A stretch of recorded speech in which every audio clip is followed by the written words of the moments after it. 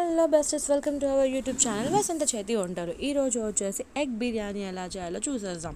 అవునండి, మీరు వింటుంది నిజమే, ఎగ్ బిర్యానీ. దీనికి ముందుగా ఒక గిన్నె తీసేసుకొని దాంట్లో వాటర్ పోసేసి కొత్తిమీర, పుదీనా, బిర్యానీ ఆకు, మసాలా దినుసులు వేసేసి దాంట్లో వాటర్ మసాలాక రైస్ వేసి పెట్టుకోవాలి. పక్కన పెట్టేసుకొని ఇంకొక బాండీలో కొంచెం ఆయిల్ వేసేసి దాంట్లో వేగాక కొంచెం లవంగం, సాజీరా వేసేసి దాల్చిన చెక్క, మసాలా దినుసులు వేసేసి ఆనియన్ వేయాలి.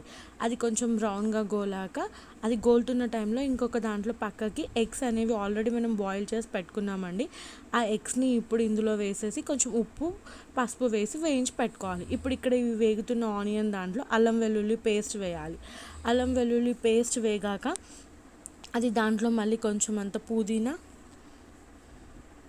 కొత్తిమీర వేసేసి గోలాలి. అండ్ దీంట్లో ఆల్రెడీ నేను ఇప్పుడు ఉప్పు, పసుపు, కారం వేసానండి.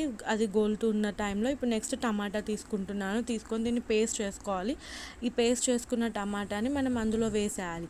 సో వాటర్ మసిలిన దాంట్లో నేను రైస్ వేసానండి. ఇక్కడ నేనైతే నార్మల్ రైస్ తీసుకున్నాను.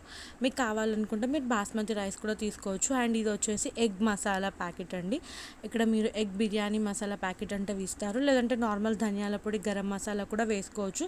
దాని తర్వాత అది మంచిగా కొంచెం గోలి దగ్గరికి అయ్యాక పైన ఆయిల్ వచ్చాక పెరుగు వేసుకోవాలి.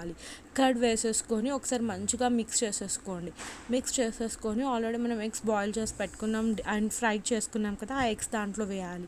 అండ్ ఇక్కడ నేను రైస్ అనేది ఆవిల్లో ఒక 70% ఉడికాక తీసుకున్నానండి. తీసుకొని పక్కన పెట్టుకోవాలి. సో మనం ఎలా అయితే చికెన్ బిర్యానీ చేస్తామో అదే ప్రాసెస్.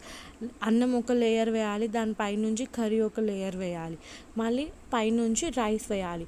అట్లా ఒక 2-3 లెవెల్స్ వేసేసుకొని పైనుంచి ఎగ్స్ వేసేసుకొని బ్రౌన్ ఆనియన్ ఆల్రెడీ నేను వేయించి పక్కన పెట్టుకున్నాను కదా, ఆ బ్రౌన్ ఆనియన్ కూడా వేసేసుకుంటే మన ఎగ్ బిర్యానీ రెడీ అయిపోయింది. సో ప్లీజ్ మా ఛానల్ని లైక్ చేయండి, షేర్ చేయండి, సబ్స్క్రైబ్ చేయండి. ఇలాంటి మంచి మంచి వంటలతో మీ ముందుకు వచ్చేస్తుంది మా వసంత చేతి యూట్యూబ్ ఛానల్ అండి.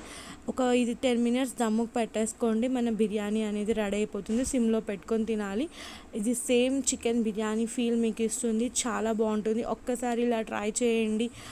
అండ్ మీ ఇంట్లో ఏ కర్రీ లేవు, ఎలాంటి వెజిటేబుల్స్ లేవు అన్నప్పుడు ఇలా సింపుల్గా ఎగ్ బిర్యానీ చేసుకోండి.